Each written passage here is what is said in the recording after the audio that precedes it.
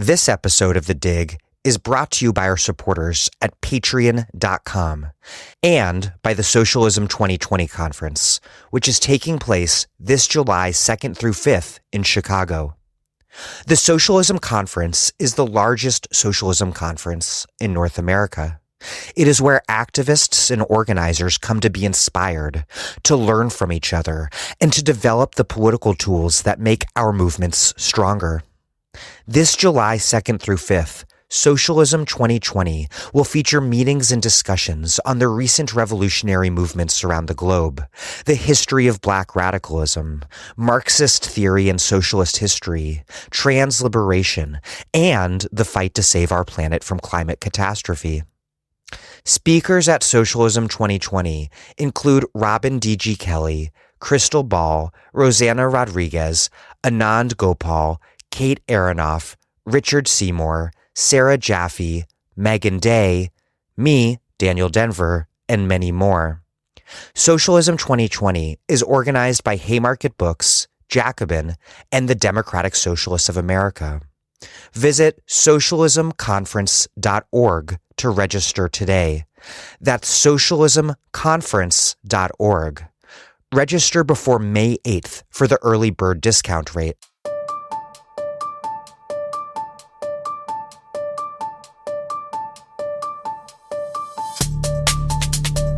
Welcome to The Dig, a podcast from Jacobin Magazine. My name is Daniel Denver, and I'm broadcasting from Philly. Yes, I'm in Philadelphia on the road for my book tour as I record this introduction.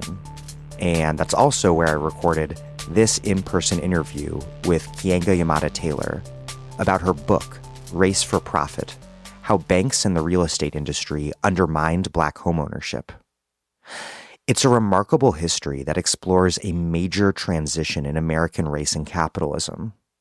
From the pre-civil rights era redlining of the Black ghetto, to the rise of racial liberalism's predatory inclusion, to the neoliberal and carceral reaction that followed. Racism has always been a key force for ordering and reproducing American capitalism. It is ideological, but, like any ideology, also fundamentally material. And this is perhaps nowhere more clear than in our segregated housing system. As Keeanga writes, quote, "It was not just racial hatred that maintained the segregation of African Americans in their urban enclaves. A political economy had emerged and was structured around the captive African American market. Racism," Keeanga shows, "isn't just individuals' bigoted ideas. And it's not just a mechanism through which power and resources are organized in society, though it is certainly very much that too. It's also how capitalism's organization of power and resources, the entire class system, is explained, justified, and, once again, reproduced."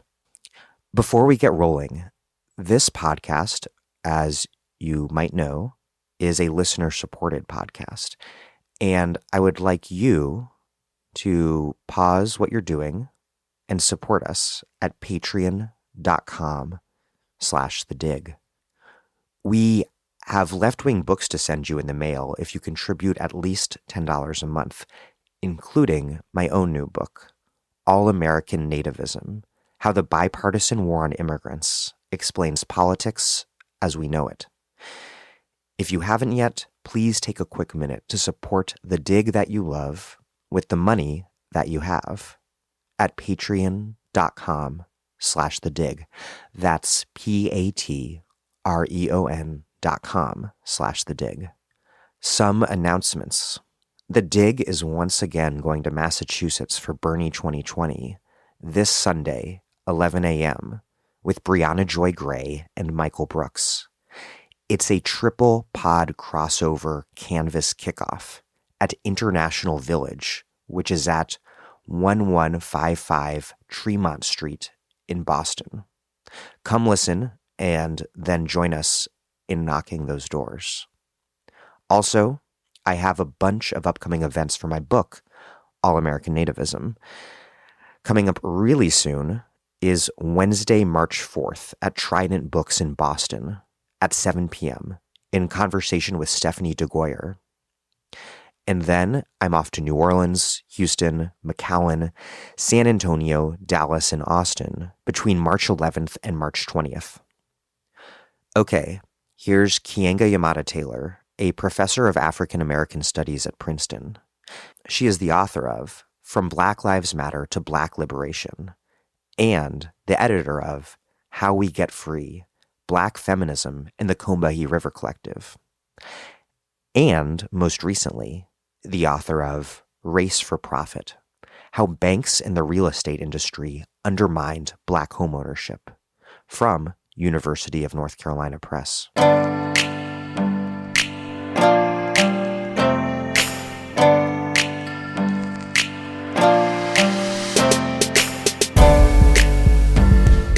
Keeanga-Yamahtta Taylor, welcome back to The Dig. Thanks for having me. Glad to be here.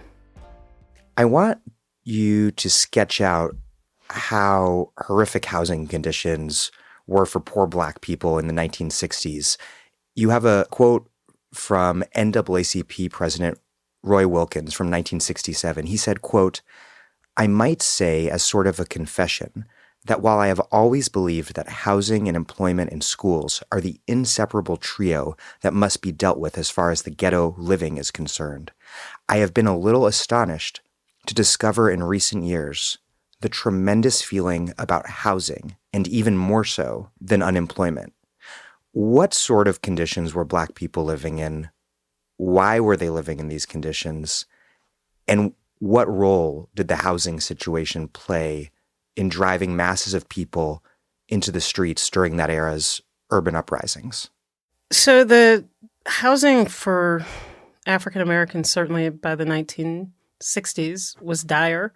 The U.S. had never really had a urban housing plan, even as millions of white and Black Americans were migrating from rural areas, from areas in the South, less densely populated cities, to the urban North, Midwest, West Coast. There had never been a kind of comprehensive plan to create the number of housing units necessary to accommodate the enormous crush of humanity that was moving into American cities. And so it meant that over the course of the 20th century, that there had been a constant housing shortage. And because of racial segregation and the limits that were placed on African American housing and where Black people could look for housing, the conditions in Black neighborhoods were even more dire. There was overcrowding, there was the expense of housing, and then there was the reality that was created by segregation meant that landlords did not have to maintain their properties in the same way that they may have with white residents who had vast housing choices. And one result of this was rats.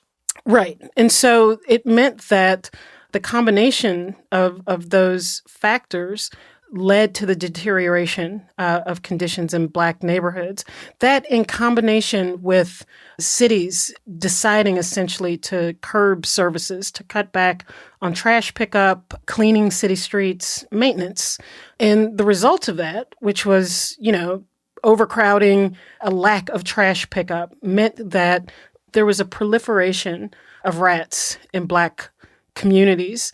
And so there's the quintessential scene of Native Son with Richard Wright. The opening story within the novel is of Richard Wright chasing a rat around, not Richard Wright, but Bigger Thomas, the character in Richard Wright's book, Native Son, chasing a rat around a tenement in a Chicago ghetto.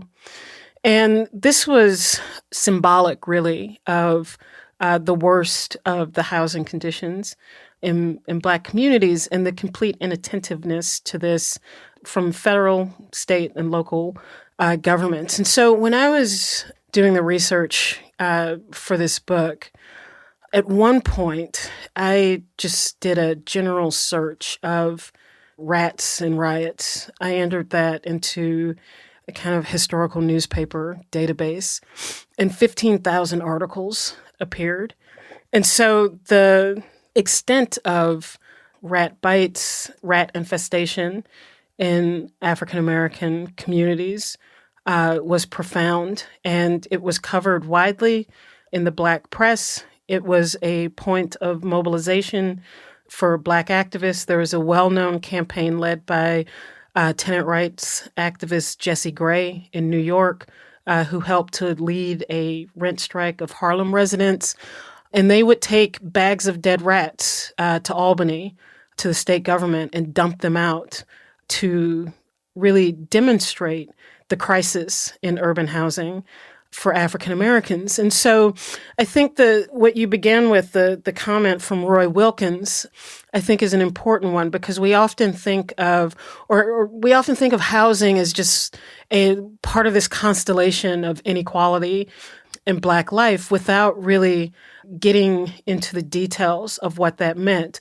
But for Black residents, it was profound. When the Kerner Commission, which formed to investigate the causes of riots throughout the 1960s, produced its report on the causes behind riots, they listed 3 things that were repeated in all of the cities that they visited. Their investigators visited to interview people about why they thought an uprising had broken out in their community.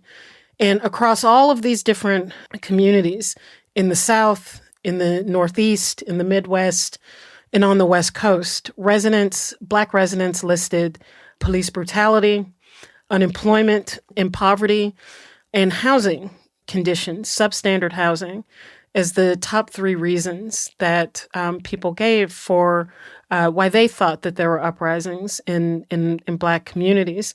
And so I think that detail has certainly been lost. In Philadelphia in 1964, in the aftermath of riots in this city, we're in Philadelphia, in this city, the report found that 100% of reported rat bites came from Black majority segregated neighborhoods. So this was not just a point of protest, it was a point of radicalization, right? By the 1960s, the U.S. is largely seen as and considered an affluent society. And the contrast of being an affluent society, of railing on its political leaders railing on and on about the inequities of communism. And not only could African Americans not vote in the South, which was its own source of indignity, but across the North, Black children are being mauled to death by rats.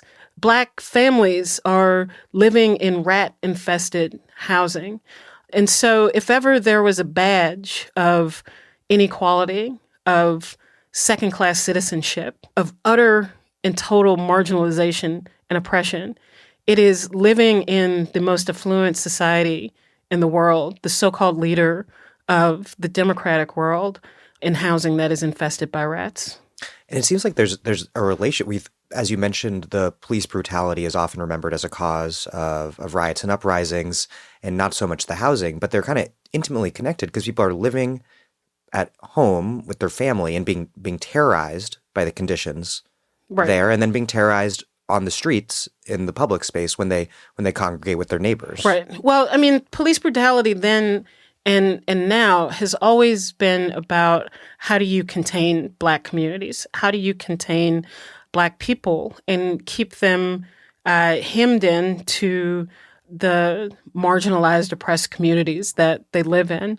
And so, in the 1960s, that also was considered a badge of inequality, a badge of a subordinated citizenship. And when you couple that with the conditions that had been allowed to grow and fester in Black communities because of the confluence of public policy and the private practices of banks and the real estate industry in particular, then you were creating a situation that was very difficult for African Americans to confront outside of explosive political protests, because people had done all the things that they were supposed to do. People voted, people elected representatives from increasingly dense Black communities. And so people had some level of political representation, and very little changed in these communities. In fact, the complaints of African Americans were systematically ignored by the existing political structures and bodies. And so all of those things, the kind of poverty, underemployment, the substandard housing, and the police that were there to hold it all together and to hold African Americans at bay, finally boiled over and exploded. It shouldn't, in retrospect, be so surprising that housing was so important for Black people, because housing is important for people. Mm-hmm. And you write that the massive expansion of home ownership to working and middle-class white people after World War II made home ownership, quote, a fundamental feature of the cultural conceptions of citizenship and belonging. It also, of course, transformed the economy and politics more generally, including, very importantly, the geography of politics across metropolitan regions all over the country, with this newly sharp divide between suburb and city, all at a time when the Black Great Migration was reordering American political geography everywhere. How did housing become so foundational to 20th century American capitalism in so many different ways? So I think we have to go back and look at the policies of the 1930s and the New Deal, and how those policies helped to open home ownership to tens of millions of people in ways that it had been relegated largely to middle-class people prior to that.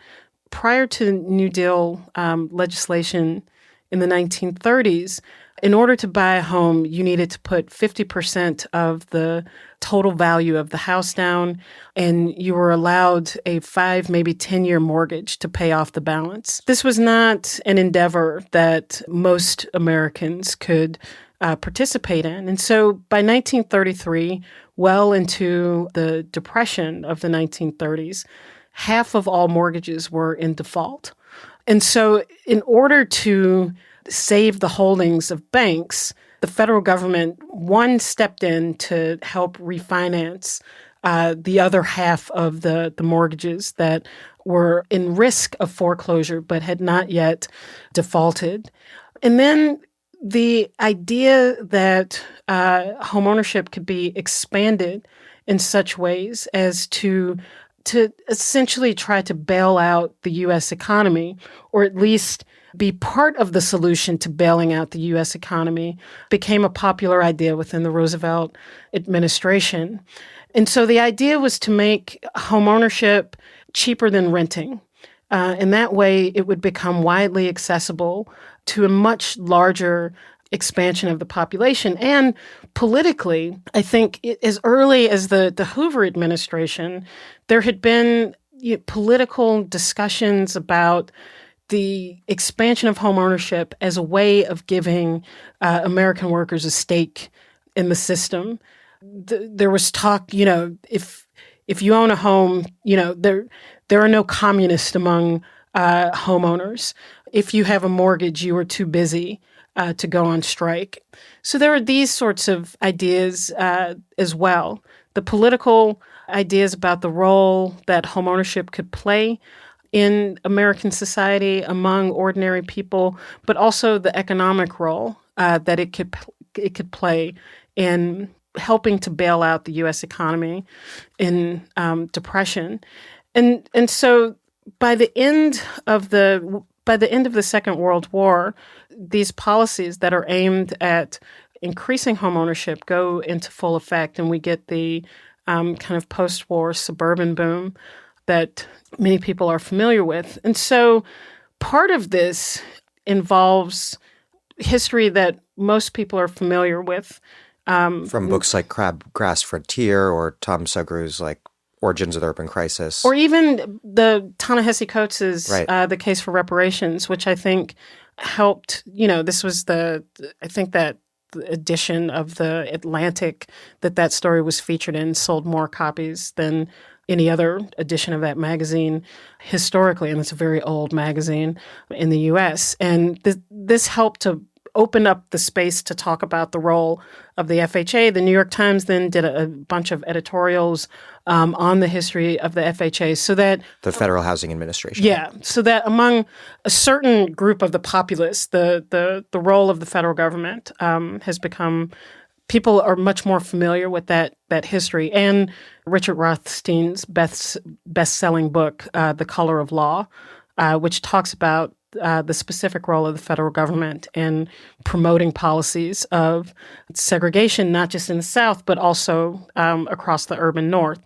And so the new federal policies that were intended to expand homeownership included the caveats that the properties that the federal government would insure, the mortgages of those properties that would be insured were had to be suburban, they had to be new properties, and that they had to be in what it described as racially homogenous areas. Because you didn't want inharmonious groups Correct. Proximate to one another. Correct.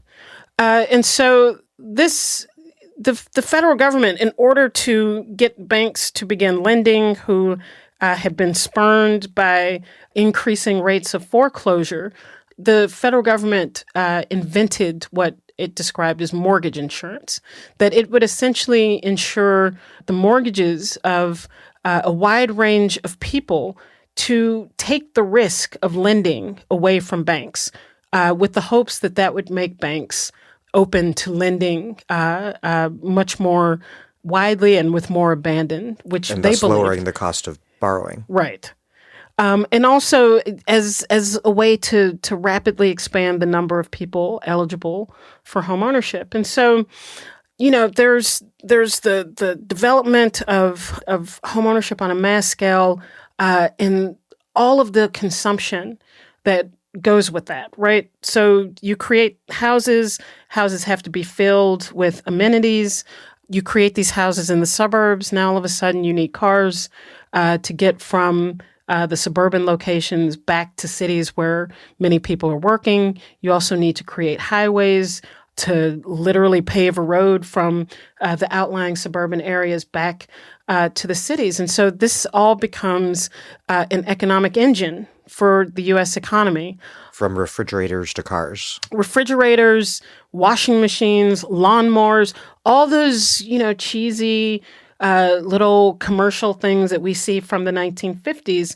Imagine that times, 50 or 60 million. You can begin to see how the U.S. Economy is a boon as a result of this enormous consumption that is happening in U.S. society.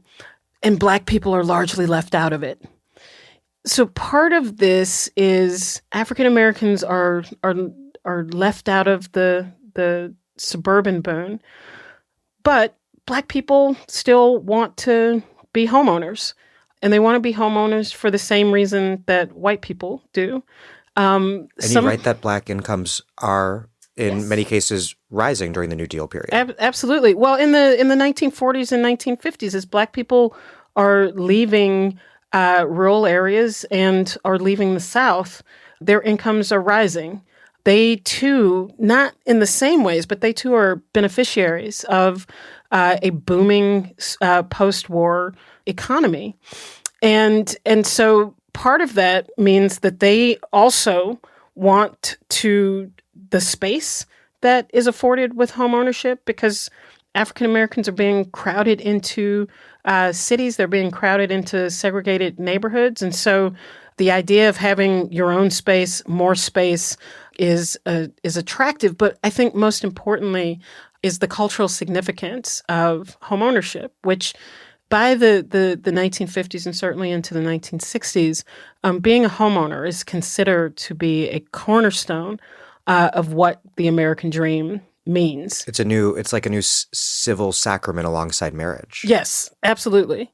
And so to be excluded from that enterprise, is not only about the financial costs of that, which are profound and which we can talk about and which the effects of continue to this day, but socially, it puts you in a different status than your white citizen peers.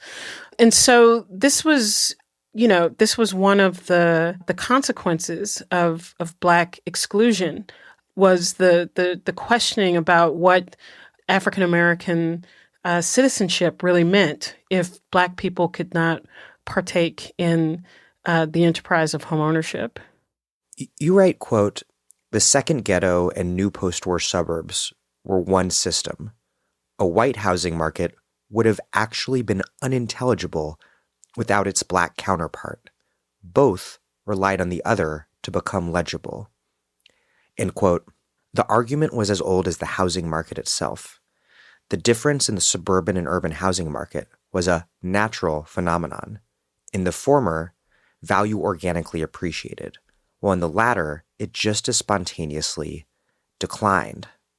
The physical distance between urban housing and suburban housing was amplified through developing social conceptions of an idealized white neighborhood and a despised Black ghetto. A desire for inclusion in one and avoidance of the other added to or detracted from the value of a given property. This analysis is really fascinating. In other words, that both economically and socially and symbolically, on all of these different countless levels, really, the suburbs depended upon being not the ghetto. Mm-hmm. Why is it so important, because you emphasize this a number of times in the book, to see this system as economically, socially, and politically unified? That, as the Kerner Commission put it, quote, "What white Americans have never fully understood, but what the Negro can never forget, is that white society is deeply implicated in the ghetto. White institutions created it, white institutions maintain it, and white society condones it." So one of the things that I wanted to make clear with this book is that segregation is about profitability. Segregation is not just, do white people want to live next to Black people? It's not just mindless racial hatred. That beneath all of that, and there is mindless racial hatred, there is, there's throughout the early and mid 20th century, white violence, in some cases outlandish actions of the federal government in reinforcing segregation. But I was interested in getting beneath that, like that in many ways is an effect, but what is the cause that is driving this? And it's about money. It's about profitability. In that way, I wanted to talk about this notion of value, because this is what federal actors and the private sector say is driving their actions: the preservation of housing values and the notion that the presence of Black people, even a single Black person, is destructive to value.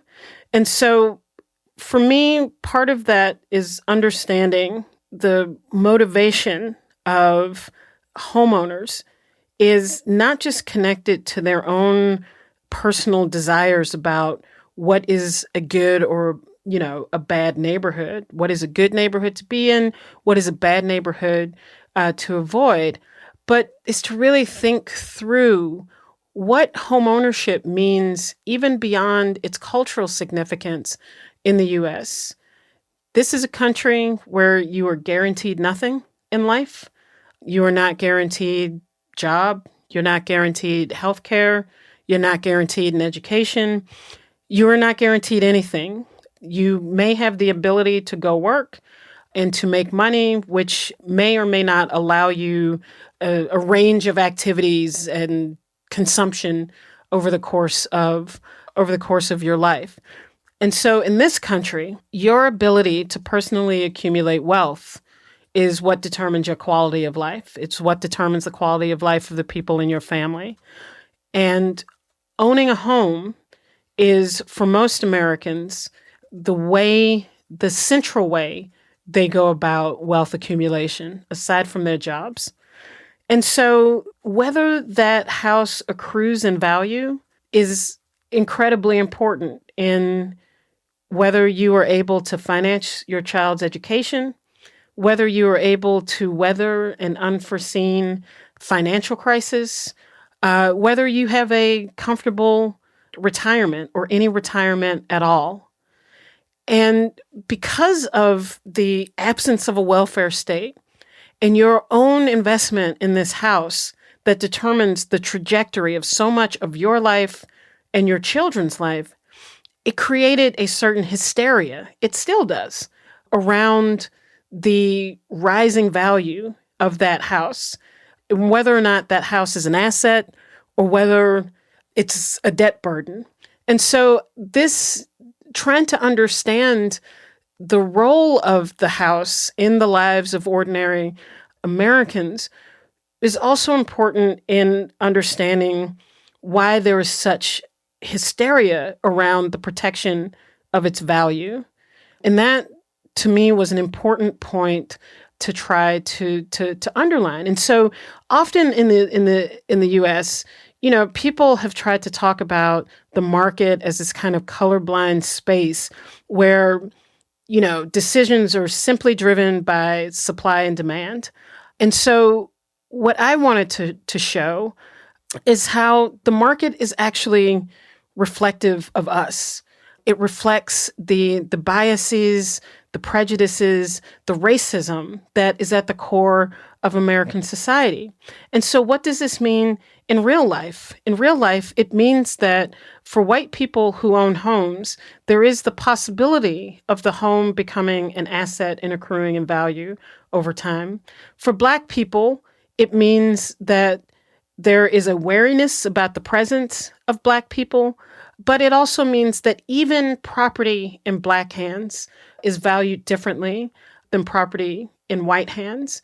And so in this way, it is impossible to extract the dynamics of race from the U.S. housing market that not only has consequences for a particular homeowner in this situation, but it has consequences in the absence of a welfare state for the trajectory of the lives of African Americans whose houses are not valued in the same way that white houses are valued and whose neighborhoods are not valued in the same way, which means that the disadvantage for Black people at this point is not only distinct, but it is forever. That this racial wealth gap that we talk about that stems from the differences in home ownership between African Americans and white Americans cannot actually be overcome because of the long history of the differential and the way that Black housing is forever seen as inferior to white housing. So and household wealth literally resides in the home. Yes. So it wasn't just a question of the cultural conception of home ownership, which was important, but it was also about the literal house itself being instrumental to the success or failure in life in American society. Well, I want to ask you a follow-up on this because you have a really interesting theoretical analysis, and then I want to get into more of the meat of the history of your book. But you write about how one thing that was really important with housing is the way that it simultaneously played these multiple roles. It became the most important source of household wealth while also being the place where the family, this core institution of social reproduction, was literally and is literally housed. And you write, quote, "Mid-century narratives of normative whiteness embodied in conceptions of the suburban-based nuclear family shaped the perceptions of home as an expression of use value within white communities.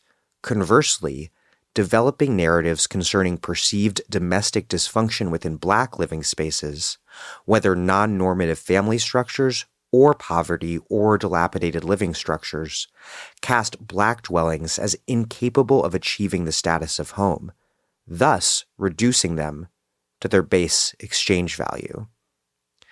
I want to talk a little about your Marxist analysis here. How did racism help forge this tight link between real estate's use and exchange values, both of which play such an important role and a dynamic role that kind of feeds off each aspect of it. And then how did it constitute Black proximity as a basic threat to both in this inseparably intertwined way? And then finally, what does that all tell us about how capitalism, or really any economic order, is always also fundamentally a social system? I think that, when we talk about racial capitalism today, we can get into the debates or discussions about the origins of racism and capitalism, which came first, that sort of thing. All the 17th century analysis. But here you see how capitalism is completely raced. Racism, racial discrimination, racial thinking shapes the entire housing market in such ways that not only is there the financial issues at stake and whether a house is seen as an asset, a debt burden, is it seen as a place where value can grow, or is it seen purely for its extractive value?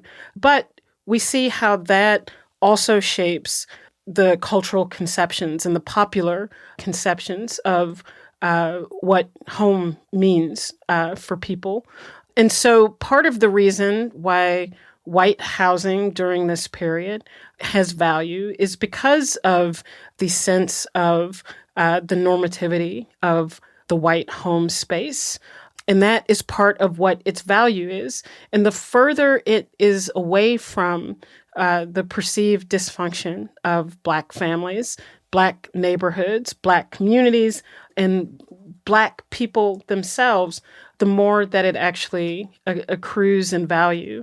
And simultaneously, when we look at what is happening in cities, African American housing, its value is seen purely in the way that it can be extracted from for those who own these properties. And so when I talked earlier about the disincentive for landlords to actually maintain their property, this is just purely about exchange value, right? And I write it at some point in the book about Baltimore, I think it's in the first chapter, how at one point landlords took the bathroom out of single residency occupancies, so SROs, which are one room, it's like boarding houses.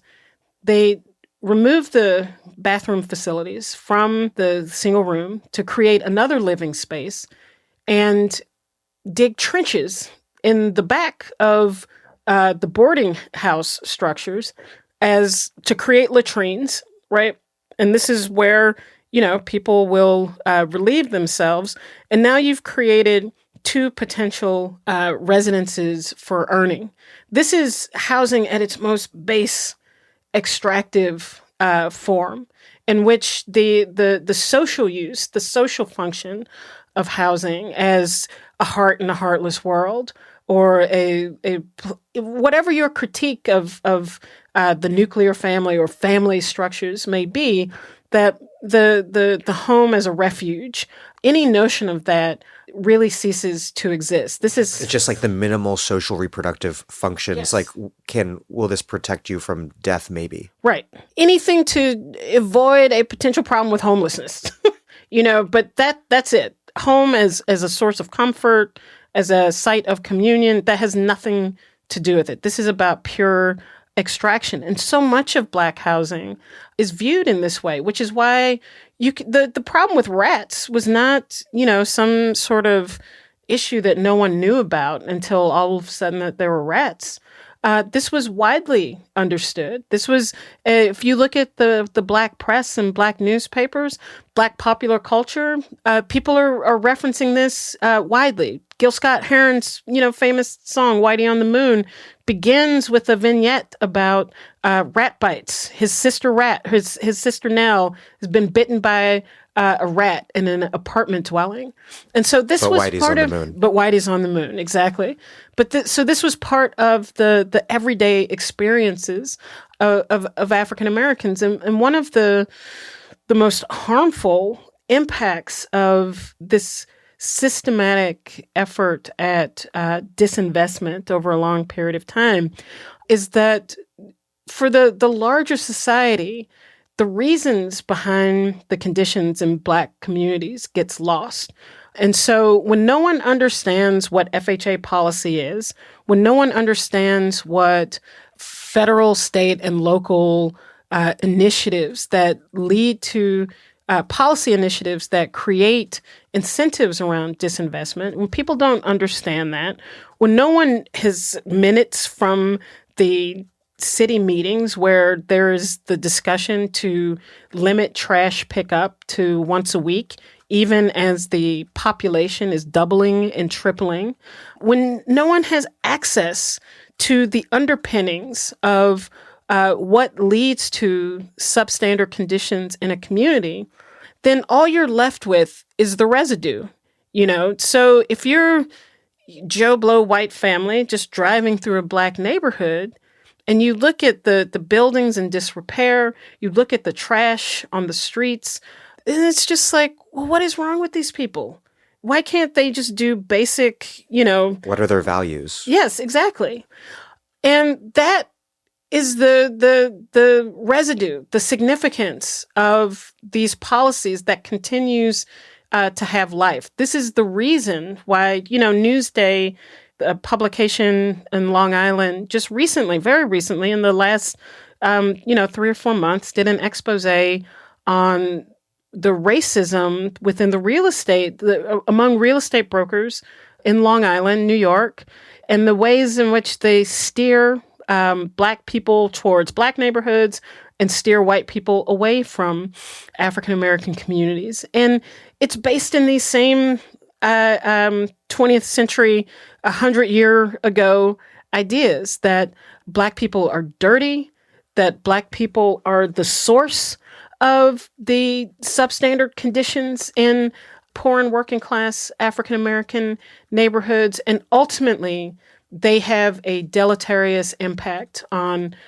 property values and must be avoided. And once again, because property values determine the quality of one's life and family's life over the course of a lifetime, then these things matter and they have importance. And the racism is of these individual actors is rational because the racism from the FHA and the realtors a century ago through today has taken on a materiality where Black presence does or can at least still lead to decreased value. Right.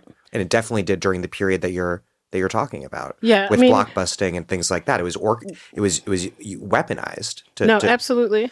And even today, the Brookings Institute did a study on housing values that showed that overall, the value of homes in Black majority neighborhoods are 6% less than the value of homes in white neighborhoods. And in some ways, there's just basic anecdotal evidence. In Chicago, for example, in the 60653 zip code, which is a South Side neighborhood, it's Bronzeville, south of the downtown business district of Chicago, you have homes that are less than a mile from Lake Michigan. That gorgeous homes. Yes, brand Stunning. new or rehabilitated homes that are expensive for the population that live there. They're between $600,000 and $800,000. Those same houses 5 miles north would be over $1 million.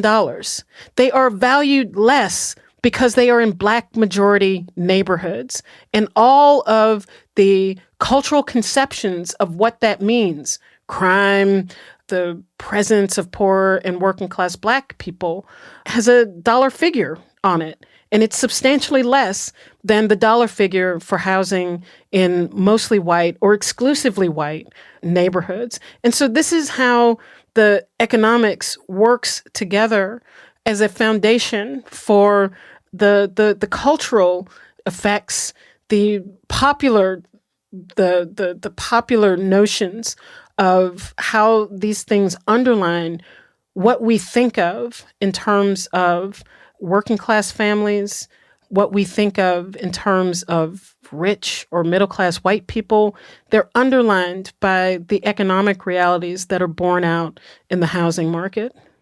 Let's get into the heart of your book. Sure. You define predatory inclusion as, quote, how African American homebuyers were granted access to conventional real estate practices and mortgage financing, but on more expensive and comparatively unequal terms. Explain this concept and how it elucidates this history you're describing, this shift from the pre-civil rights era system of segregated redlining, which we've mostly been discussing so far, to this ostensibly colorblind but still very much segregated pillaging of poor Black people through these today little remembered programs. I had never heard of them, these housing and urban development programs to subsidize poor Black people, or I guess officially poor people, buying homes. And then more generally, how was it that racial liberalism's diagnosis of the problem led to inclusion within homeownership being embraced as the solution the way it was? So predatory inclusion, for me, was a way to try to bridge the past with the new realities created in the aftermath of redlining. And the reason why I thought that was important, because with the official efforts to end redlining, there's very little mention of the impact of racial discrimination in the past, which means in practice that there are no actual remedies that are supported to undo the racially motivated public policy private practices of the past in order to repair the damage that has been done, in order to move forward with any sort of success. Success meaning African Americans are housed in an equitable way. Instead, there is the end of one set of policies, racial discrimination, and the beginning of new policies, as if the past actions of the federal government, the past actions of the banking and real estate industries had no impact. And so for me, it was important to show how decades of disinvestment, decades of segregation, and the physical distress that created in the properties in Black majority neighborhoods then became the evidence for banks, for real, the various institutions connected to the real estate industry, to say that these are the reasons why these neighborhoods should be treated differently in the marketplace, should be treated with caution. Look at the condition of these buildings. We can't possibly give these people the same terms that we give to white families in the suburbs or white families in exclusive, expensive urban neighborhoods, because look at the quality of the neighborhood. Look at the lack of amenities. Look at the physical distress of the building. Look at the poverty, as if these things just developed and arose from out of nowhere, and not the policies and practices of these institutions for decades before. But those became the visual evidence for why some communities should be designated as subprime, as to why some people should be designated as subprime. And so that allows for a certain level of predation that otherwise would not be tolerated. Because segregation really has this role of naturalizing and normalizing racial inequality. Right. No, absolutely. So what I was describing before, the conditions in Black neighborhoods, those have now become attributed to Black people and not the public policies of the Federal Housing Administration, not the policies of banks, which just had a blanket policies of not lending to African Americans in certain neighborhoods, or African Americans at all. It does not become attributed to the actions of real estate brokers. It becomes purely seen as the cultural or behavioral phenomena of Black people themselves, and the consequences of what that means in distressed Black neighborhoods then gets articulated as higher rates of interest, as other different methods of dealing with these populations once housing discrimination is considered illegal. And so for me, that captured the predatory and inclusive aspect of post-redlining U.S. And so I also wanted to use that as a platform to talk about racial liberalism. And so racial liberalism, in the way that I am describing it, is essentially the recognition that there was some section of the U.S. political establishment that recognized that race discrimination is actually real. It's not, we can't just reduce all these things to, well, African Americans are just disproportionately poor compared to other groups of people. Thus, we don't need to talk about race. They accept that racism is a problem. It is a barrier for African Americans. But in many ways, that is the extent of their critique of American society. It's like an ideational account of racism. Yes. No, absolutely. Bad thoughts in bad or ignorant people's heads. Yeah. And that it's real and it's profound and something, and, you know, and that in many ways is better than those who say, well, race has nothing to do with any of this, that the FHA made no decisions based on race. These were just purely economic, what an rational... unfortunate coincidence that so many Black people were in the red line neighborhoods. Yes. Well, these are poor people. These are mostly poor, dispossessed people. And so there are all sorts of explanations for this, but there's a recognition among a layer of people who otherwise are proud Americans, who think that the United States is a fantastic society, but that it has this one deformation, right? It has this one problem, this issue of race, that if it could just get over that, then Black people too could enjoy the fruits and the benefits of U.S. society. And so for them, the problem really does come down to exclusion, that if we could just stop African Americans from being excluded and thus being included into the institutions and practices that have created this robust white middle class, that have created the American dream for white America, that have created this affluent society, then that is the kind of final hurdle that the U.S. needs to get over to become the greatest, society on earth. And George Romney, who was Nixon's Secretary of HUD. A fascinating character. Yeah. Who's the former governor of Michigan.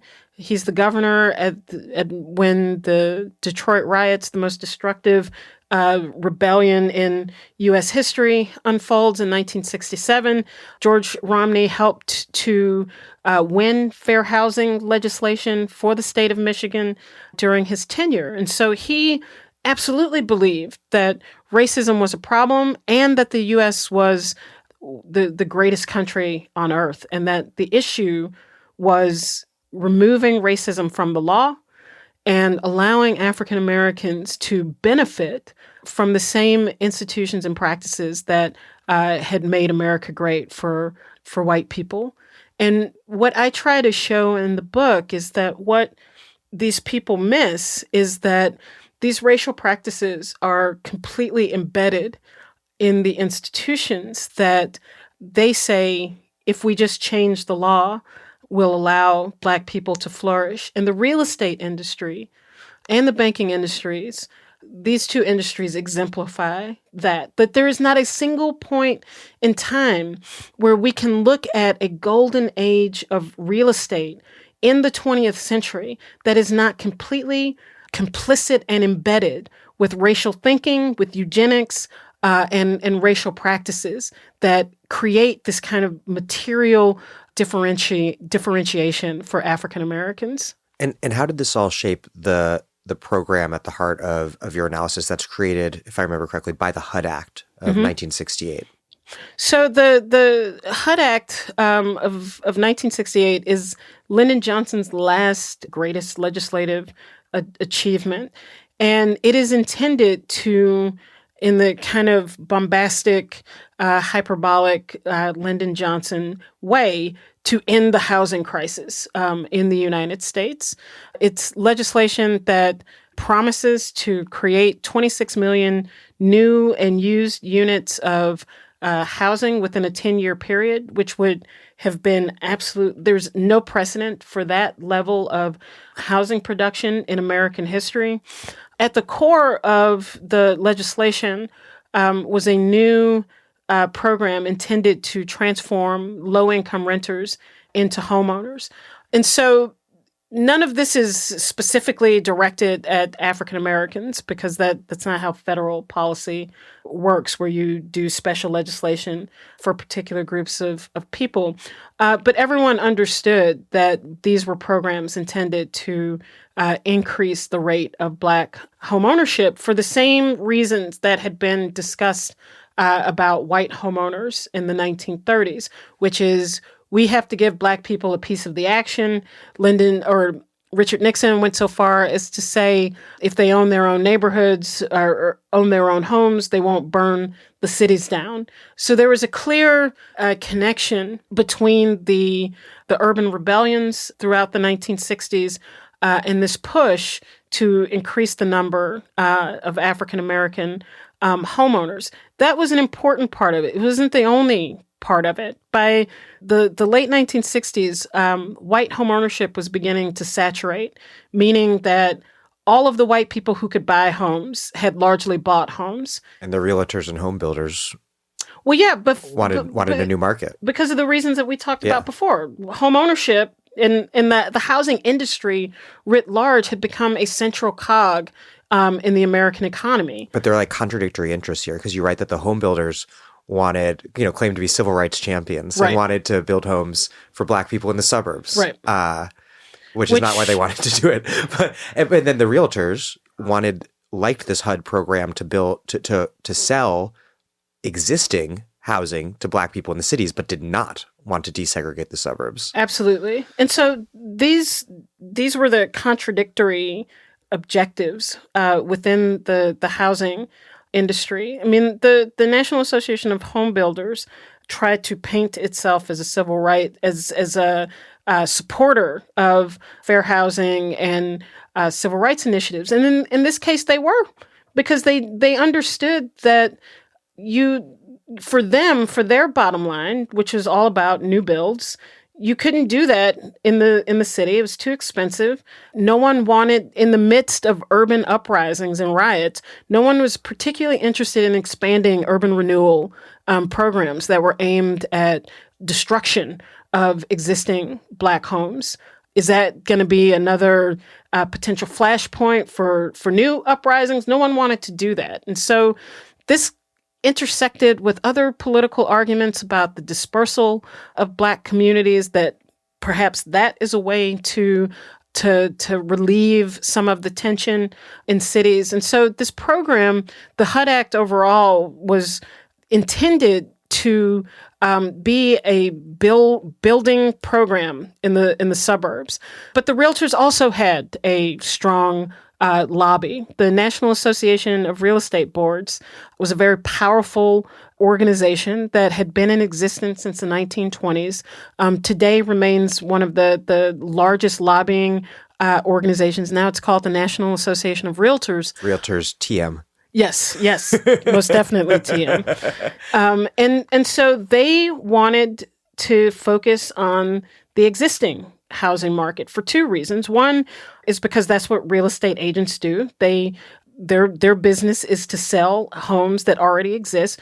But two, there is a belief that there is an ingrained belief within the real estate industry of separation, of segregation, of the belief that the presence of Black people in and around white housing, white neighborhoods will destroy the value of those homes. And so this was the change in political philosophy was, well, maybe we can have Black homeownership, right? The market needs a boost.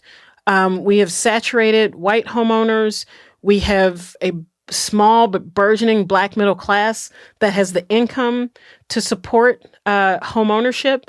And because of the outmigration of white people, there's a crisis of abandonment in cities. And so perhaps Black people can own these homes.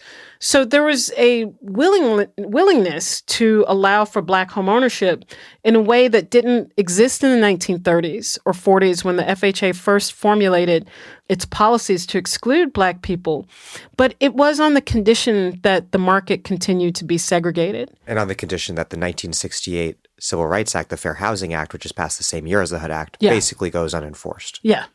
And it does. This idea about Black home ownership begins a little bit earlier with urban renewal practices and the displacement of Black people, many of whom can go into public housing projects, but because of rising incomes, some can't. And so that is when the kind of first experimental ideas about Black home ownership sponsored by the FHA take place. But this gathers momentum through the 1960s. But yes, it is contingent on maintaining segregation. So when the Fair Housing Act is passed, and it is essentially toothless when it comes to enforcing the civil rights of African Americans against racial discrimination in the housing market, whether as buyers or whether as renters. So HUD is given the funds to create a civil rights division, which is given the powers to enforce fair housing. And it's given $6 million to do this, $5 million of which is to go to staffing and setting up an office, which leaves $1 million for 120 employees to investigate every claim of racial discrimination in the United States. So on its face, it was not intended to, in any serious way, deal with the issues of housing discrimination, and it hasn't since. There was also, you were talking about all the various motives behind an openness to Black homeownership that wasn't there a few decades prior by the late 1960s. And you also cite Lyndon Johnson as saying, quote, "Owning a home can increase responsibilities and stake out a man's place in his community. The man who owns a home has something to be proud of and good reason to protect and preserve it." You mentioned Herbert Hoover earlier saying something similar. And it's this idea that deviant subjects can be remade into model citizens. Transformed, yes. If they are made into owners. Explain this, how home ownership was supposed to elevate Black people from a debased dependency to a sufficient independency, because this is a clear kind of dividing line throughout American history. I mean, some of it is ideological, and some of it these people believe. I think the ideological or political aspect of this is that politically, Johnson does not believe he can push through a public housing program. Public housing by the late 1960s has been discredited. The effects of the way that the program was organized in the 1940s have come home to roost, essentially, by requiring that the maintenance for public housing come out of the rents for the residents begins to fall apart as Congress continues to lower the income requirements for residents. And so because of the constant lowering of income requirements, the public housing population is dwindling and becoming poorer. And so it at some point we reach the saturation where there are just simply no funds available from the residents to repair the buildings. But here, this is another example of, who the hell knows that? Who knows this, weird policy requirement that Congress has made no separate line of appropriation to deal with, in some cases, extremely complexly engineered buildings, but that the money is just supposed to come from the residents who by law are required to become poorer and poorer over time. So no one knows that. All you see are the deterioration of the public housing projects. They become icons of Black pathology instead of what they are, which are exemplars of just total state abandonment. Yes, and malfeasance. Yeah. And so in this context, Lyndon Johnson is able to get more money, for units of public housing, but that is also contingent on increasing privatization and pursuing programs that will allow residents to buy their public housing units, relying much more on the private sector to play a role in public housing, whether it's the management of the housing complexes, that sort of thing. And so within this, promoting homeownership becomes a more realistic political policy because it's something that Republicans and Democrats agree on. And Johnson especially wants to pursue this because in the way that the HUD program is established, because he's also trying to deal with a growing deficit that is being driven by the Vietnam War. And so what happens with the 1968 HUD Act is not only this small homeownership program, but also Fannie Mae is privatized, which means that all of its debt is taken off of the books. And the way that the program is structured is that there's no big hit that the federal government will have to account for. And so there's also deficit management underlying the particular way that this program is structured. And there is the ideological component, which the Republicans love, but the Democrats love as well, which is this idea that with ownership comes responsibility.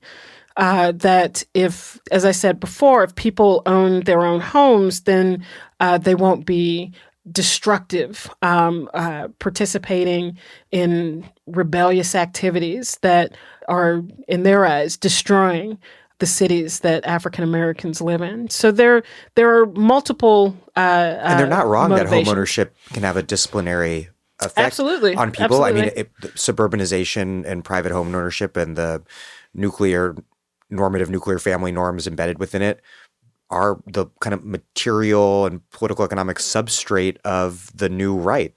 Well, the working class white rebels of the 1930s who become the homeowners of the 1940s and 50s are the evidence that we should pursue this line of reasoning.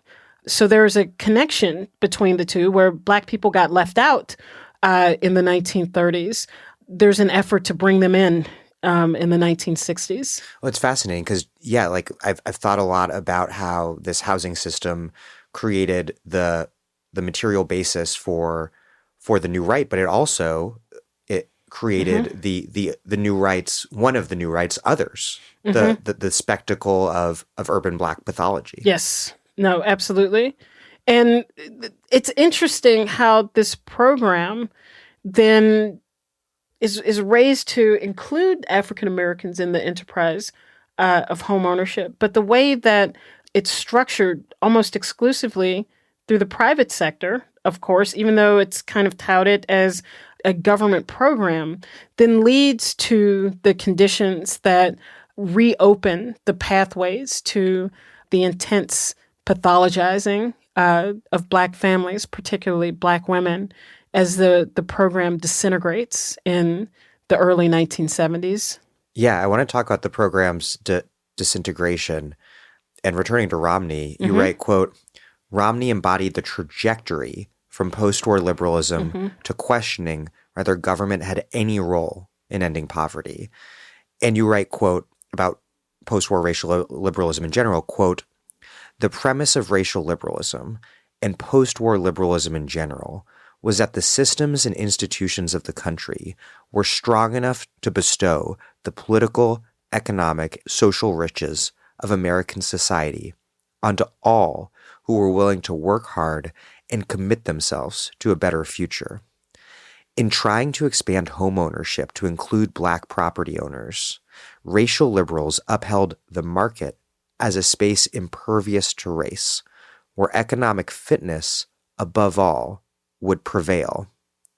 Instead, the supposedly colorblind market continued to produce different experiences and outcomes for white and Black people. To avert a more systematic engagement with the multiple problems concerning low-income homeownership, the critics remained focused on the Black families and, in particular, the Black women who were a focus point in the urban existing housing program. How did the very premise of racial liberalism, its proposal to rely on incorporation into a system that was fundamentally oppressive, how did that ultimately, when it all failed, almost logically require the pathologization of Black people and Black women in particular? The thing with the racial liberals is that they didn't see any fundamental problems, right? The problem was exclusion, not an interrogation of the institutions themselves.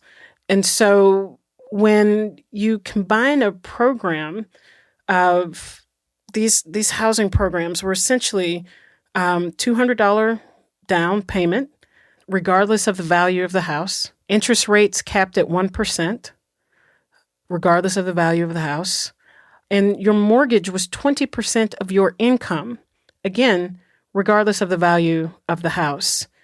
And so at no point when people were looking for homes and you have to go through a real estate agent in order to access the properties that are eligible for this particular subsidy. So the real estate agent is your point of entry. Once a person was matched with the house, then a mortgage broker was contacted by the real estate agent to see if they would finance the home based on the new HUD subsidy. So then the mortgage banker contacts HUD to verify that this person is eligible. And so at no point does the actual prospective home buyer interface or discuss with any federal agent at all. It is a system, a program that is organized almost exclusively through these operatives in real estate.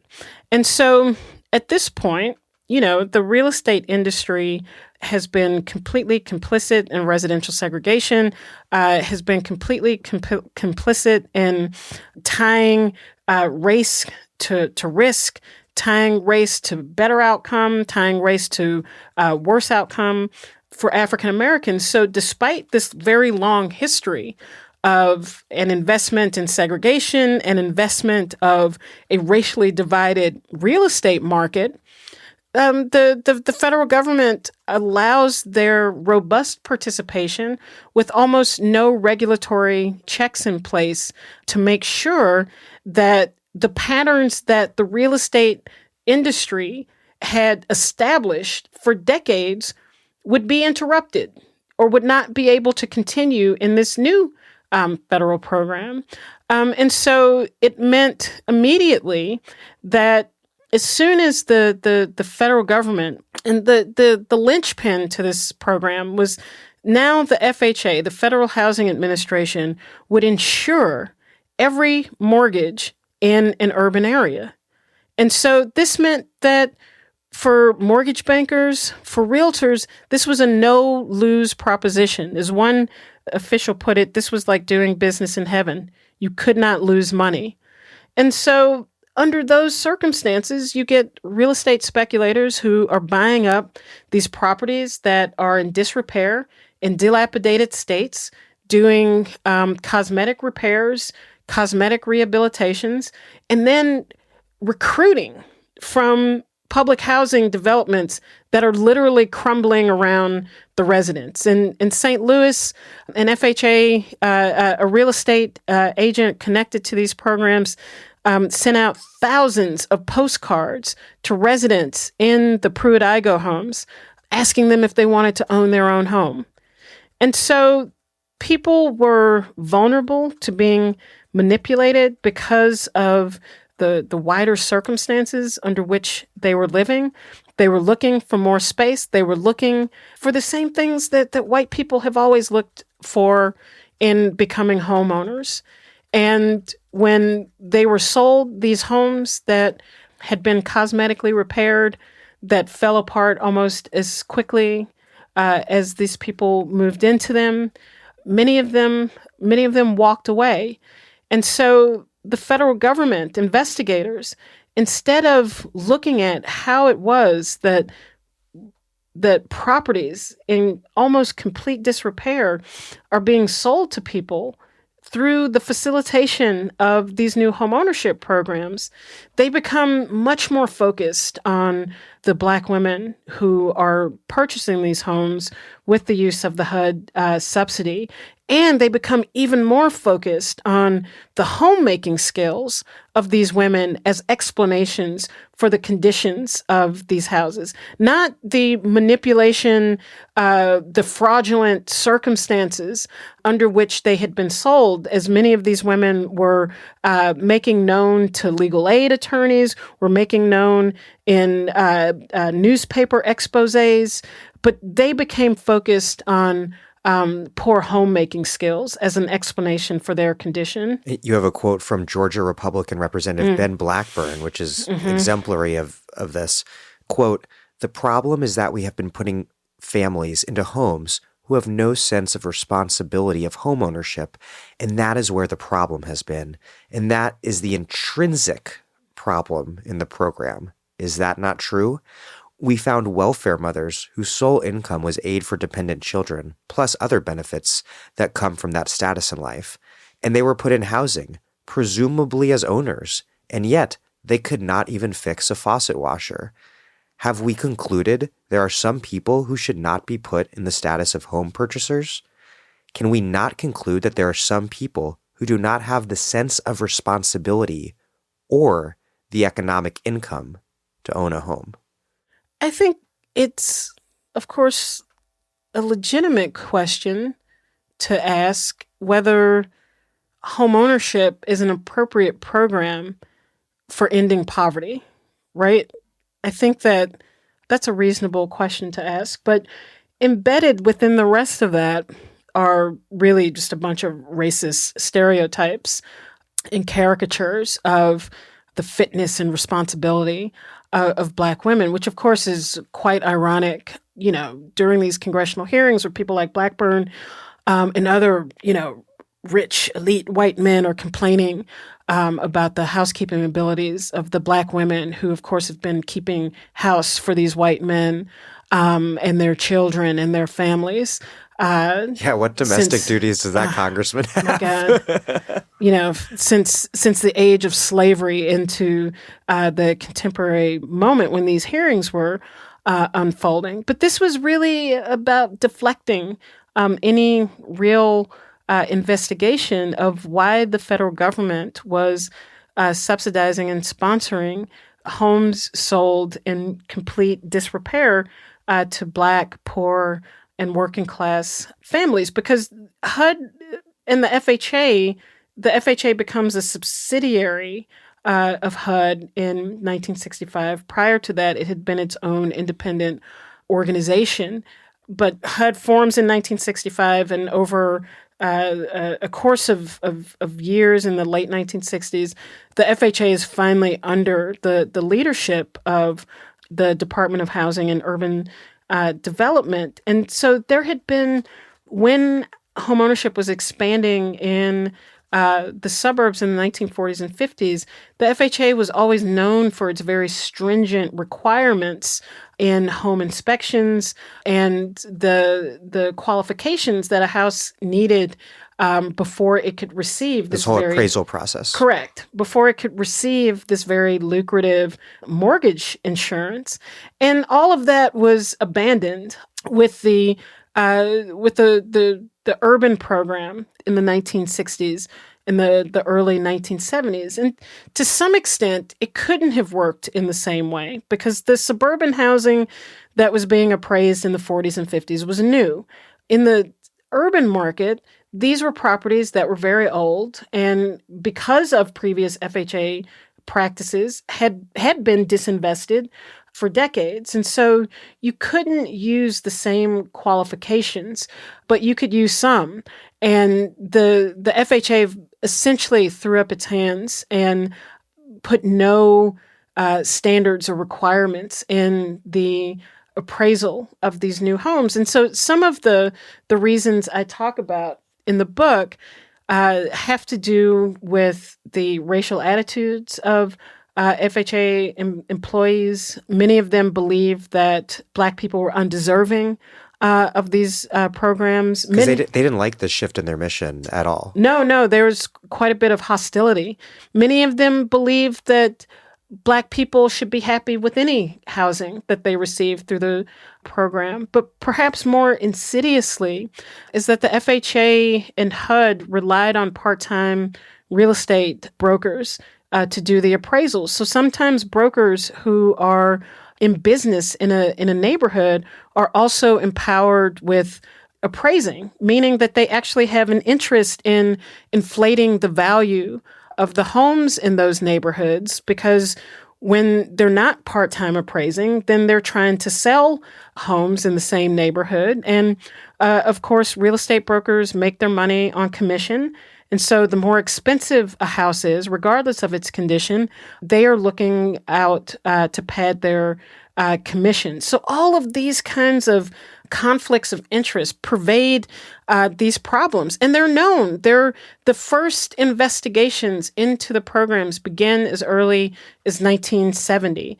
The bill is passed in August of 1968. So almost as soon as it actually becomes law, there are questions about conflicts of interest. There are questions about a lack of professionalism. There are questions about the kind of shoddy appraisal practices, and nothing is done because people are making money off of this, off of these programs, and because most of the victims who are focused who become a focal point in the newspaper coverage are Black women on welfare. This is Sarah Jaffe, and you are listening to The Dig with Daniel Denver, my favorite podcast for thoughtful discussions on the U.S. left and beyond, and you can support it on patreon.com. This episode of The Dig is brought to you by our listeners who support us at patreon.com, and by Verso Books, which has loads of great left-wing titles, perfect for Dig listeners like you. One that you might like is Planetary Mine, Territories of Extraction Under Late Capitalism by Martín Arboleda. Planetary Mine rethinks the politics and territoriality of resource extraction, especially as the mining industry becomes reorganized in the form of logistical networks, and East Asian economies emerge as the new pivot of the capitalist world system. Through an exploration of the ways in which mines in the Atacama Desert of Chile have become intermingled with an expanding constellation of megacities, ports, banks, and factories across East Asia, this book rethinks uneven geographical development in the era of supply chain capitalism. Arguing that extraction entails much more than the mere spatiality of mine shafts and pits, Planetary Mine points towards the expanding webs of infrastructure, of labor, of finance, and of struggle that drive resource-based industries in the 21st century. Planetary Mine, Territories of Extraction Under Late Capitalism by Martín Arboleda, out now from Verso Books. As you mentioned earlier, for many white Americans, real estate was this extremely important, appreciating asset. But the way these programs function that you're writing about is that it made real estate into a mechanism through which Black people's, particularly poor Black women's wealth could be extracted, property not as wealth, but all debt and responsibility, a vector for expropriation. Is the role of the pathologization of Black women then to legitimate that expropriation? I think in some ways it diverts the attention away from the program in general. And that allows for these kinds of extractive practices to continue much longer than one would imagine they would have if white people had been the primary victims of this. So I guess maybe yes and no. I'm not sure if that was the objective, but it certainly was the outcome, because if these kinds of nefarious practices become known as early as 1970, they go on really until in 1973, Nixon imposes a moratorium on subsidized housing. But one of the main low-income homeownership programs was not subsidized. It was Section 221 D2, which did not receive a subsidy.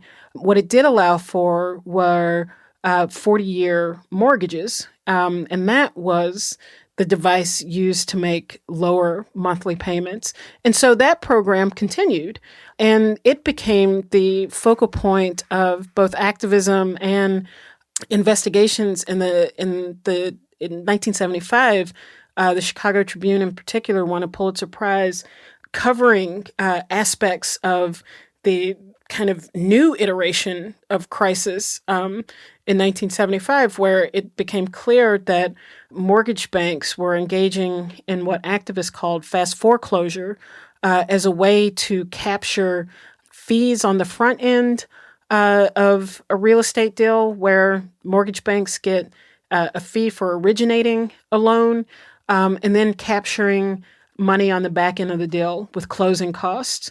And so in order to repeat this process as much as possible, they would initiate proceedings for foreclosures very quickly, even though part of the arrangement with HUD for the low-income homeownership programs was that the federal government would insure the mortgages on the condition that the mortgage lenders go out of their way to not foreclose on people and to find ways to keep people in their homes, including accepting late payments, making forbearance agreements.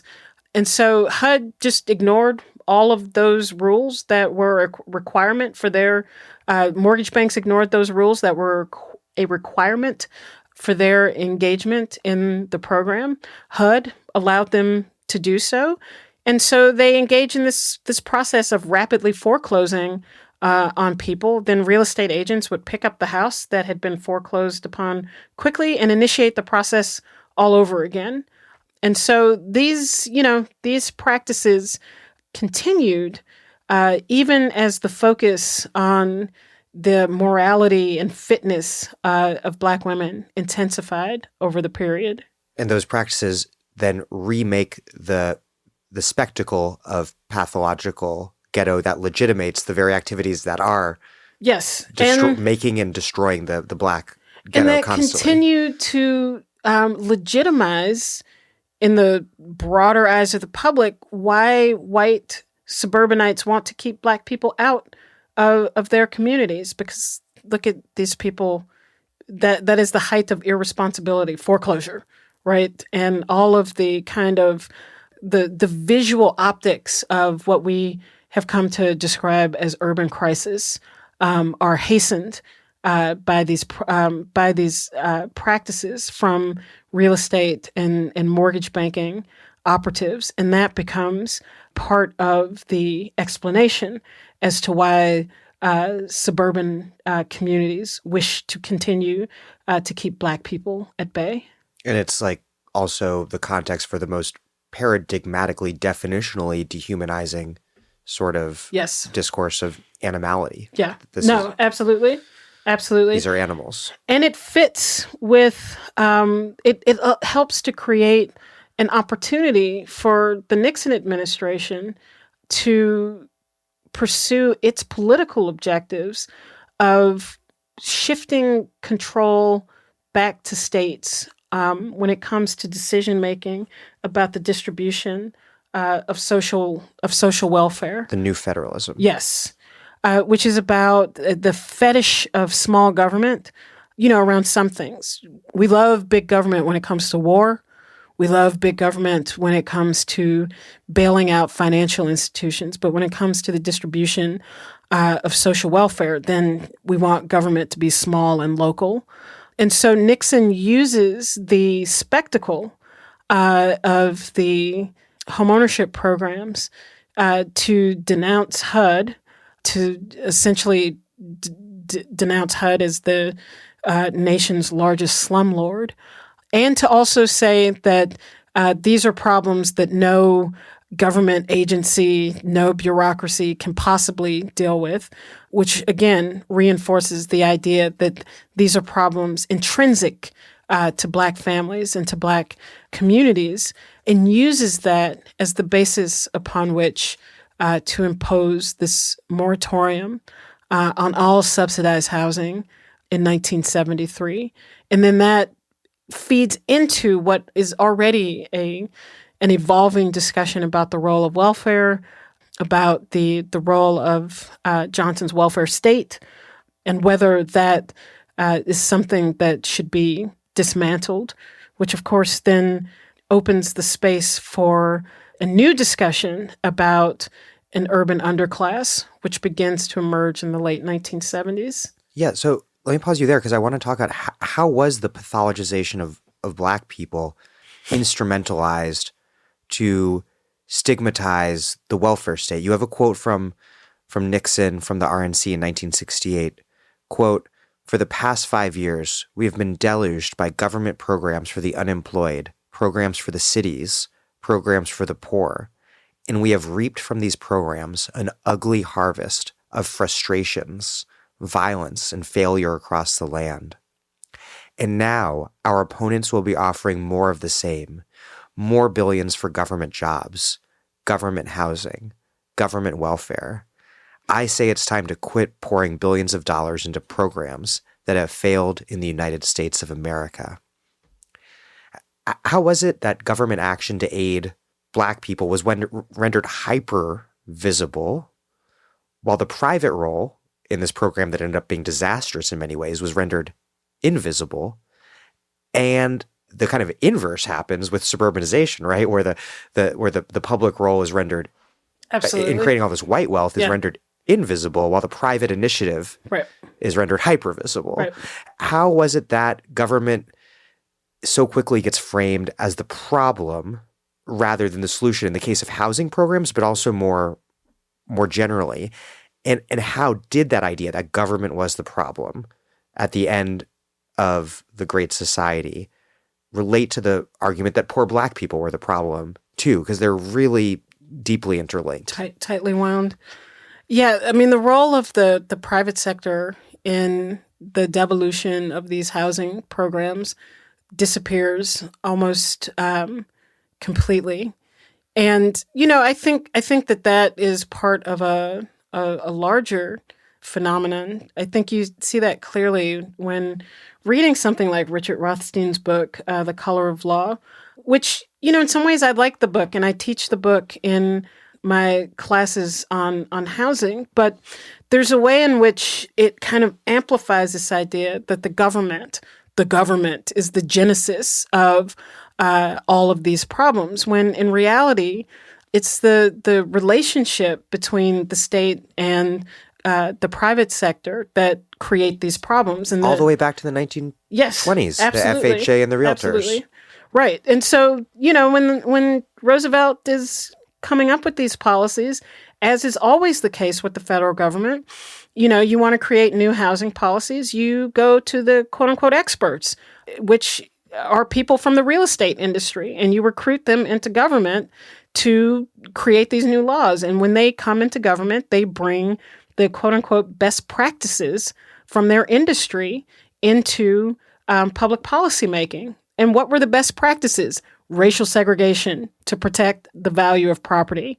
And so that is why that practice is at the heart of federal policy. And so I think that, there is an an unrelenting ideological war by the end of the 1960s that government programs have gone too far, that African Americans are essentially being bribed to stop participating in riots by what Being these rewarded for bad behavior. Yes, no, exactly. By what they see as the ever expanding Johnson welfare state.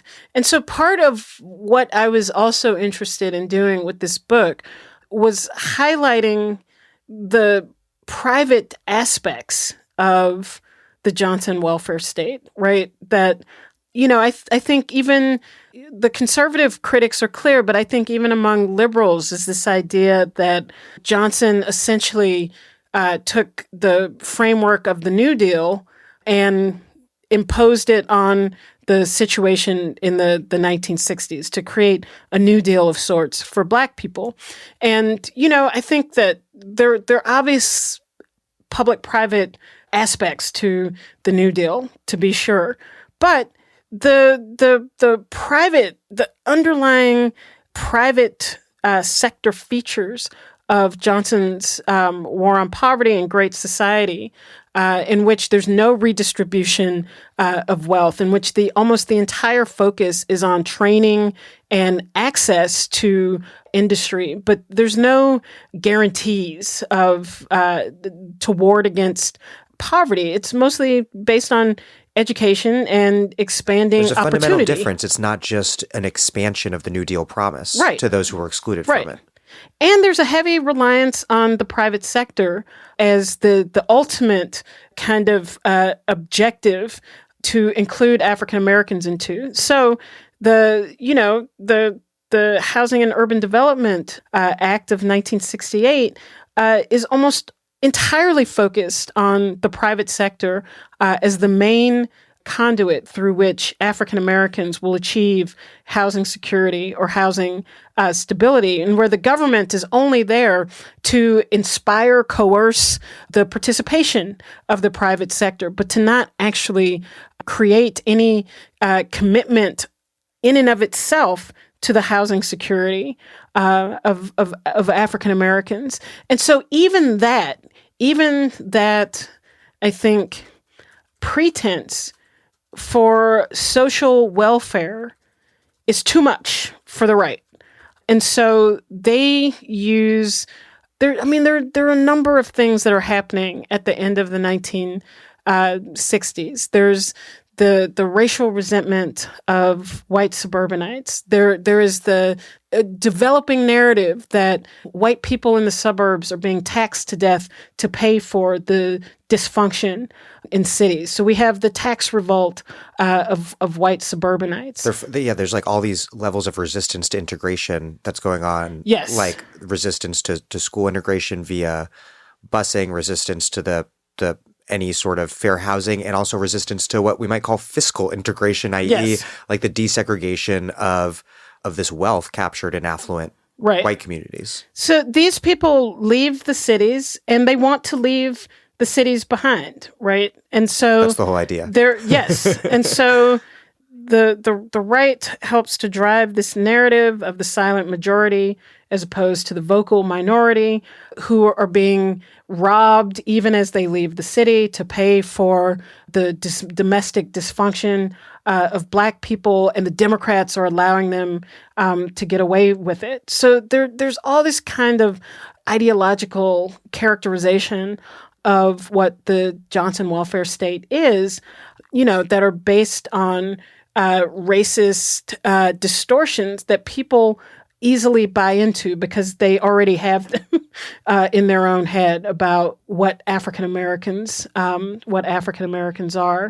and what their role, the role of Black people in the deterioration of the cities that white people have fled from. And so I think that politics has a lot to do with it, the political characterization of what is happening, and the way that these programs, even in newspaper stories that I'm sure would conceive of themselves as being sympathetic, constantly portraying these Black women in particular as unsophisticated buyers. That, again, redirects focus onto the behavior of victims instead of the wider context of how these programs essentially created the conditions for the exploitation of people who were desperate for housing. And so in that way, this is part of how the role of the real estate industry begins to evaporate and disappear while we become overly trained, our focus becomes overly trained on the actions and the deeds of the women and these families who were in any other, there's no other way to describe them as anything but victims of manipulative operatives in the real estate industry. And also even, focusing on what they did or didn't do, I think misses the larger picture of what would drive someone to buy a house that is in obvious disrepair. Is it just ignorance?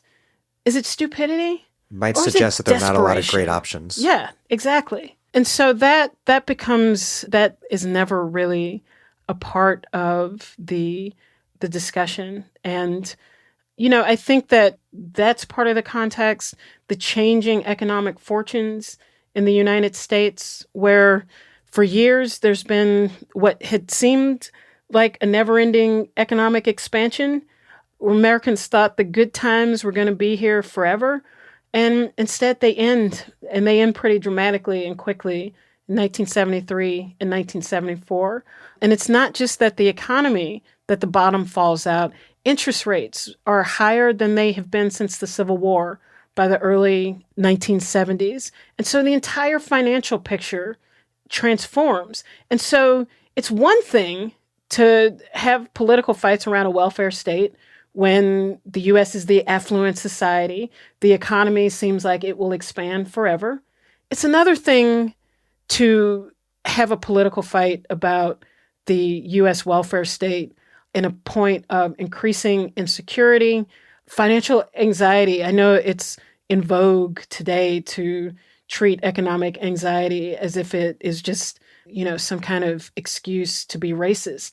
But it's actually real. It's, again, in a society where you are guaranteed nothing by the state, the idea that the financial capacity of your job is lessened, or that you don't have a job anymore, that your investment in your house is deteriorating, regardless of whether or not there are Black people around. These are real factors that skilled politicians manipulate and try to tap into to deflect attention away from their own inability to actually solve the crisis. I mean, Nothing has driven me more nuts in the last few years than economic anxiety and racism being pit against one another as explanations for the current situation, as if economic anxiety is only really poor people and not also middle class or even affluent people, and as though there's a way to express economic anxiety that wouldn't have racial implications in a society where hierarchy is always explained through race. Yes. No, absolutely. And so during this period, Nixon was a master manipulator of this, surrounded by, Kevin Phillips and his entire political apparatus that actively tried to stoke white racial resentment as a way to maintain political power. And they were successful at it.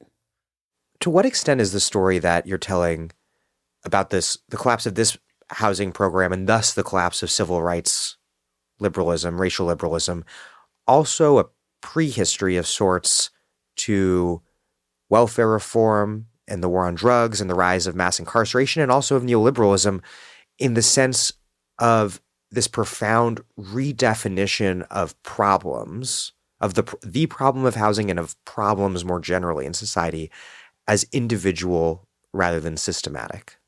So I write about this in the book, and how this rhetoric of blame, this rhetoric of racialized blame, not only has consequences for the African Americans who are in the crosshairs, but it helps to further deflect attention away from any notion of a systemic crisis, and indeed becomes tightly focused on individuals and individual behavior. And so I describe this as a part of the kind of emergence of neoliberal, not just economic intervention, but the political intervention that comes with neoliberalism, which is the hyper-focus on individuality or the individual, whether that is as a marker for your own success, your own individual will and abilities, or a particular marker for failure that leaves any kind of focus on a systemic problem and redirects our focus to the flaws and faults of particular people or families. And that is the context within which I think we understand the emergence of this discourse of underclass that really comes to the fore in the late 1970s as an explanation for the urban crisis and what happens in cities. No longer are we talking about the movement of industry out of cities to the suburban periphery. No longer are we talking about the transportation policies and the policies around suburbanization that then restricted African American access to those jobs on the periphery, and the way that creates poverty and reinforces poverty in Black communities, and how the abandonment of white people from cities destroyed the tax bases. So now that the public services that a disproportionately poor population need, hospitals, maintenance, trash pickup, public schools, all the range of public services that help cities function, that has gone too. And so no longer are we looking at any of these deeper systemic explanations for what happens in cities. Instead, cities are increasingly divided between the kind of try-hard Black population that is there, and then the social parasites, the drug users, the single mothers, and the people who, in this logic, provide no social value to a place, but are only socially extractive. And in that whole paradigm, we're not talking about capital.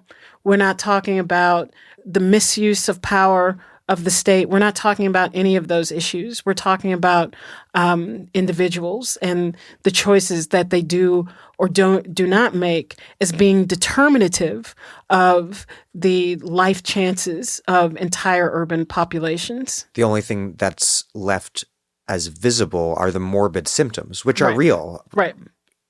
Much higher violent crime rates, drug abuse, and then there is this self-fulfilling... They are real. They are the consequences of economic crisis. They are the consequences of disinvestment. They are the consequences. But they're seen as the cause. Right.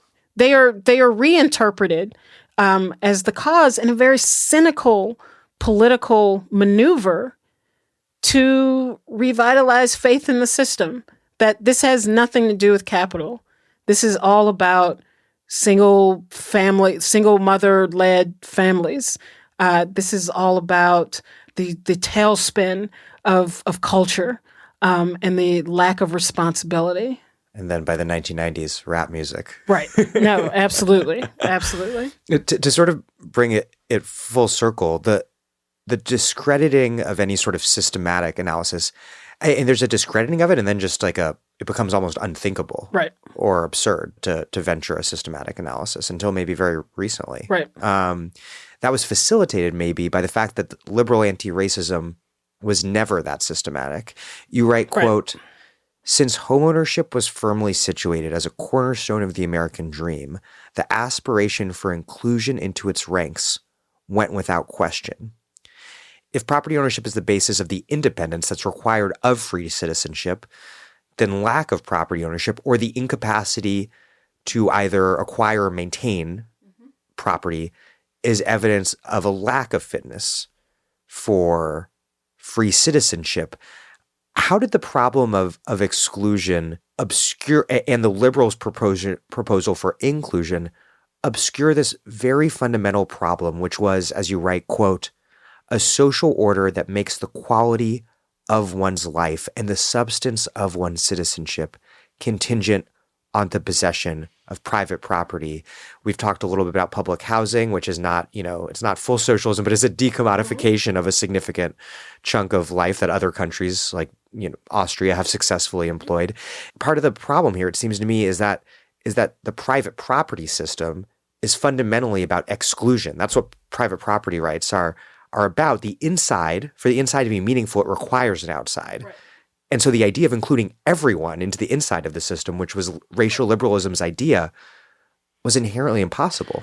And this is the problem when even the best of the liberals continue to promote homeownership as the solution to the wealth gap, as the solution to marginalization, really as the solution to the ongoing oppression of African Americans, right? Like there are many, I think, among many of the presidential campaigns, candidates, this promotion of homeownership is seen as a way to include African Americans into, again, this notion of American largesse.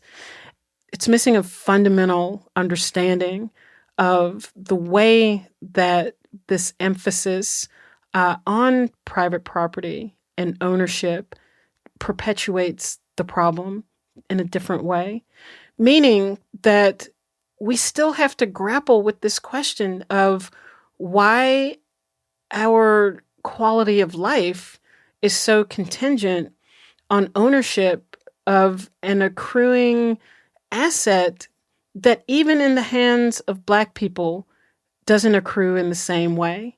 And so by accepting the paradigm of homeownership will free you, that in some ways we are accepting the inequality that is embedded in that. Because until there is some way to disrupt this idea that Black people have a deleterious impact on property values, thus Black neighborhoods are valued differently, Black people are valued differently, then we see the perpetuation of the same problem over and over again.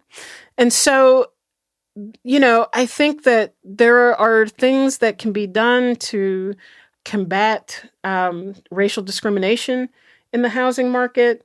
There are things that can be done to combat racial discrimination among lenders. But the market is us, right? The market is a reflection of the values, desires of the public. And power relations with the public. No, exactly.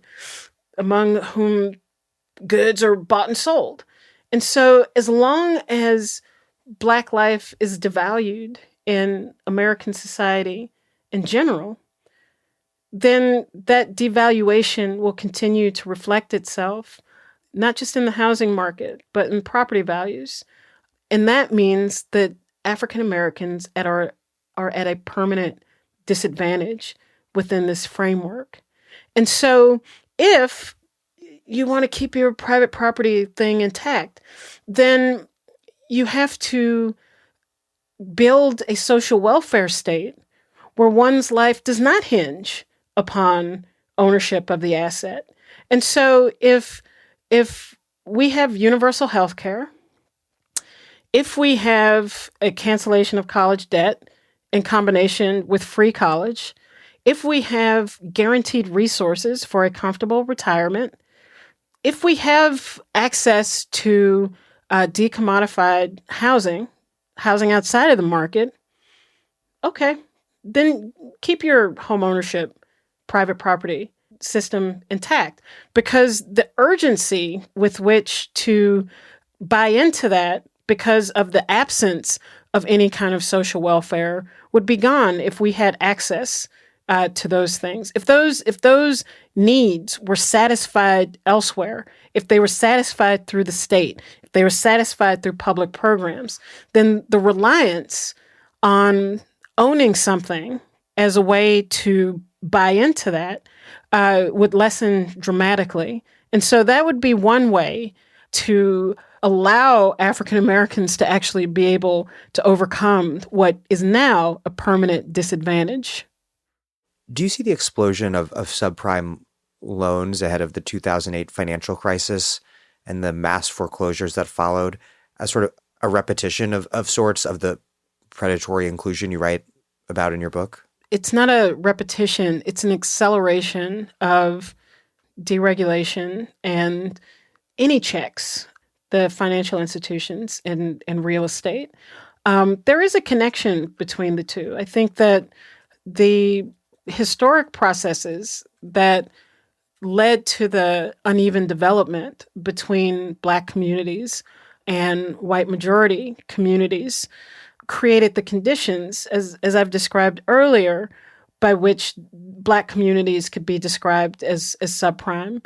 And so, as a result of these homeownership programs, hundreds of thousands of it was the homeownership programs, but also multifamily dwellings, which were categorized under Section 236 of the Housing and Urban Development Act. So it was all part of the same legislation, but both single-family homes and multifamily dwellings, hundreds of thousands of them went into foreclosure over the course of the 70s and the early 1980s because of the impropriety in these programs. And all of that, of course, contributed to the degradation of property values in Black communities and the overall degradation of those areas, which allowed the banks to say, we should proceed with caution in these communities, which for me is the essence of what predatory inclusion is. It's saying, we will include you, but we have to do so on different terms because of the greater levels of poverty and inequality in these areas, marks these places as risky. And so that is the relationship between the two. But what we saw in the late 1990s and the 2000s was really a massive acceleration and exaggeration of what happens when there's almost no pretense of government regulation. But another connection between the two is the way that the private sector disappears from the interrogation of what happens with these programs. Right. Look at Bloomberg's recent statements that it was the inclusion of people who weren't financially worthy to buy homes that caused this, which obscures both obviously the lead role played by the banks, but also the question of maybe there are other ways to provide people with homes than subprime loans. He also said that Congress forced banks to make. I mean, the Congress doesn't force anyone to do anything, let alone provide loans or housing to people. And so there's a reliance on our ignorance about this period, about a history of U.S. housing policies. But I was going to say that the way that the private sector disappears means that as early as 1982, Reagan's HUD convenes a conference on the issue of housing in the United States, and it uses the HUD Act as a touch point, as evidence of what happens when government gets involved in trying to house people, that it's essentially a disaster. And it uses that to make an argument that the private sector needs to be unleashed and that the quote-unquote red tape needs to be gotten rid of so that the market can work its magic in creating housing for people. So there are consequences to the lack of interrogation of the role of the private sector. I mean, in the case of Reagan, this is a very deliberate attempt to to disappear the role of business. But I think that its impact within the wider public, has left intact this idea that it's business that is the most innovative, that is the most efficient. Opportunity zones. Yes, no, absolutely. Bush's ownership society. Yeah. And that it's government that is bumbling and ineffective and is ultimately the problem. And people believe this, and how can we trust government with Medicare for all? Right. But there's a legitimacy to the belief because the influence of capital and private sector forces in the state help to undermine its effectiveness, so that you have this housing program that has no regulations, that has no federal oversight, and that destroys Black neighborhoods. It does raise a question about, well, where the hell was the government? But it's distorted into a libertarian critique, right, rather than one of state capture by capitalism. And the answer is, thus we need greater oversight, not less. We need to improve the mechanisms by which we enforce civil rights rules and regulations, and by which we conduct regulation and oversight. Not we need a full extraction. And increase popular power over the government. Yes, absolutely. And for Black people, in some ways, that there's always been clarity around this. African Americans have always called for greater state oversight because of the way that racism has run rampant throughout the private sector. And it is only through the intervention of the state that there has been any semblance of a check on that. But that, the legacy of government malfeasance, has been allowed to be used in the way that Bloomberg is talking about, which is government is the problem, not part of the solution. And so that's part of the calculus that we have to change. Well, Keeanga-Yamahtta Taylor, thank you very, very much. Thank you.